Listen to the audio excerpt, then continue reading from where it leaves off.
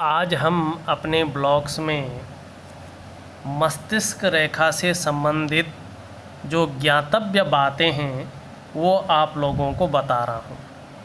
उसे सदैव एक हस्तरेखाविद को हाथ देखते समय अपने ध्यान में रखना चाहिए और रखते भी हैं।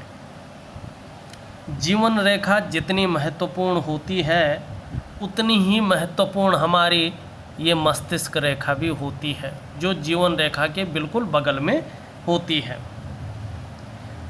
ये किस लिए होती है? देखिए, कोई व्यक्ति जीवित तो है किंतु असंतुलित उसका मस्तिष्क है, तो सीधी सी बात है कि उसके जीवन का कोई महत्व नहीं होता है। दोस्तों, आज मैं सरल तरीके से मस्तिष्क रेखा की खूबियों के बारे में और इसमें निकलने वाली गौण सी बिल्कुल बारीक रेखाओं के बारे में बताने जा रहा हूं, जो आपके हाथ में भी ज़रूर हो सकती हैं। आप वीडियो देखते जाइए और अपने हाथों में उन रेखाओं को मिलाते जाइए। कोई ना कोई एक रेखा ऐसी मिल जाएगी जो आपके हाथ में भी होगी, तो उसका फल क्या होता है ये आप ज़रूर देख लीजिएगा। अगर रेखा ना भी निकली हुई हो, ये मस्तिष्क रेखा की आपके हाथ में कैसी स्थिति है ये भी बताने की मैं कोशिश करूँगा। दोस्तों, ये तो तय है कि ये समुद्र विज्ञान है। इसमें जितनी गहराई तक आप उतरेंगे उतना ही नया आपके सामने एक साम्राज्य खुलेगा। नमस्कार दोस्तों, बहुत बहुत स्वागत है आपका। आप देख रहे हैं गो ब्लॉग्स और मैं हूं आपके साथ भास्कर डोभाल। आगे बढ़ने से पहले एक छोटी सी रिक्वेस्ट है आप लोगों से, जिन लोगों ने अभी तक हमारे चैनल को सब्सक्राइब नहीं किया है, जब ये वीडियो चल रही है इसके नीचे रेड कलर में सब्सक्राइब लिखा होगा, आपको वो बटन दबाना है तथा साथ में ही घंटी का एक आइकन आएगा, उसको भी दबाना है सबसे पहले महत्वपूर्ण वीडियो देखने के लिए। दोस्तों, आगे बढ़ते हैं उससे पहले एक छोटी सी रिक्वेस्ट और है कि अगर आपने वीडियो लाइक नहीं किया है प्लीज़ इस वीडियो को लाइक कर लीजिएगा।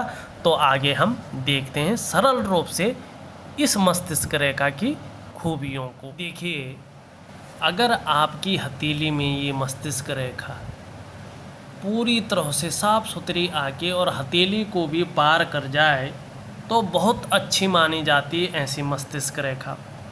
और अगर ये चंद्रमा की तरफ चली जाए, थोड़ा कर्व लेके चंद्रमा की ओर चली जाए, तो ज़्यादातर जातक चिंतातुर रहेगा, क्योंकि चंद्रमा जो है हमारा ये कल्पना का द्योतक है।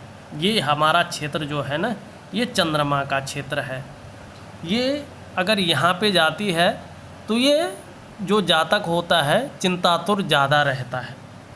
लेकिन ऐसा भी नहीं है, अगर ये इस तरह से यहाँ पे आ रही है, मगर जो जातक है, जिस जातक की आ रही है, चाहे वो महिला हो या पुरुष हो, ये हमारी तर्जनी उंगली, इसके नीचे के भाग को हम बृहस्पति माउंट कहते हैं, गुरु ग्रह कहते हैं इसको। अगर ये बुलंद दिखाई देता हो, पुष्ट दिखाई पड़ रहा हो, ये अंगूठा है, इसके नीचे के भाग को हम शुक्र कहते हैं। शुक्र पर्वत पुष्ट रूप में उभरा हुआ है, इसमें जालीनुमा या क्रॉसनुमा कोई रेखाएं नहीं दौड़ रही हों, तो हम ये नहीं कहेंगे कि ये जातक असंतुलित होगा। ये जातक कल्पना तो बहुत ज़्यादा करते हैं, पर वह लेखक कभी भी हो सकते हैं एवं इसी से अपनी जीविका भी चला सकते हैं।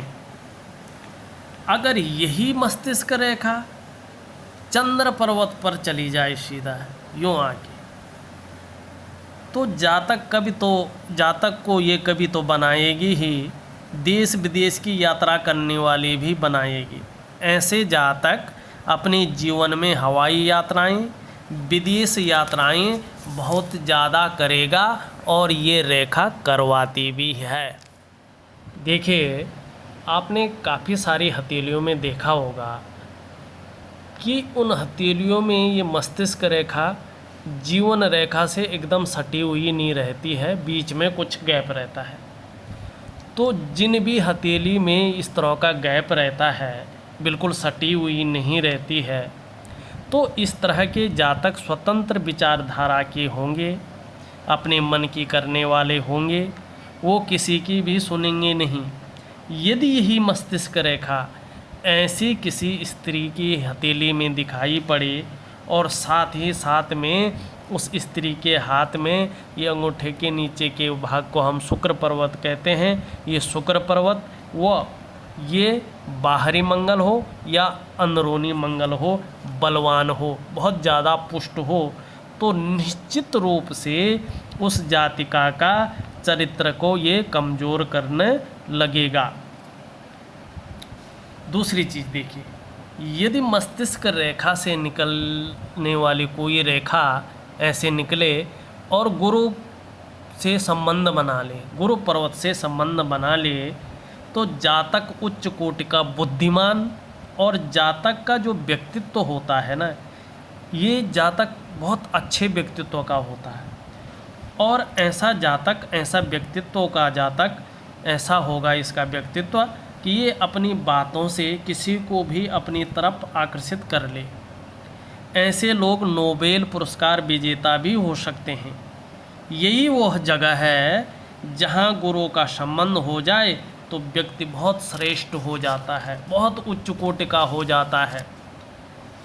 अब हम पांचवी चीज़ देखें, यदि मस्तिष्क रेखा से निकलकर कोई रेखा शनि पर्वत तक चले जाए, ये भाग्य रेखा भी होती है, तो ऐसे जातक के जीवन में थोड़ी उदासी तो रहेगी, लेकिन ऐसे लोग रिसर्चर, उच्च कोटि के खोजकर्ता भी हो जाएंगे और बहुत अच्छे धन के मामले में भी होते हैं। मगर इसकी एक शर्त है कि रेखा कहीं पे टूटी हुई भी ना हो और कोई रेखाएं इसको काट भी नहीं रही हो।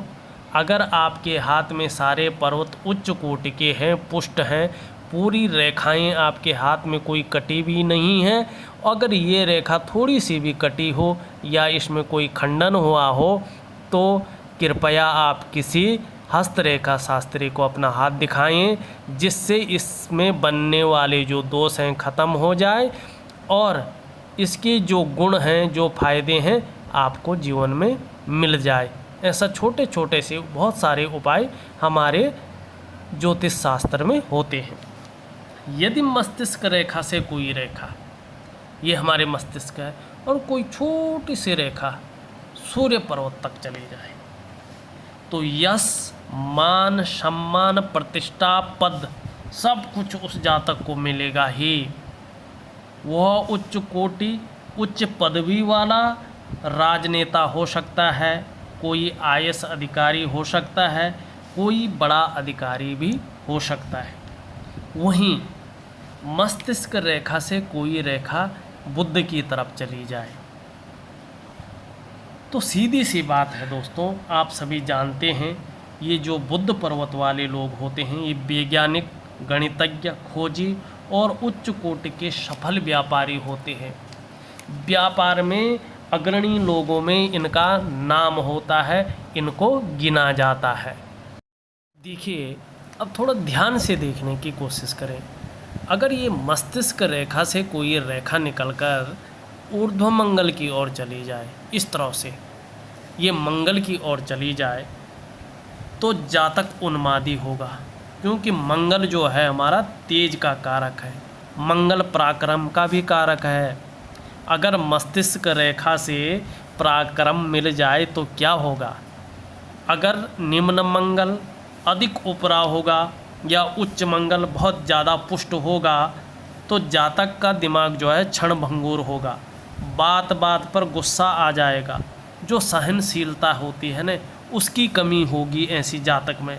ऐसे व्यक्ति लड़ने, झगड़ने, मरने, मारने पर तुरंत उतारू होता है।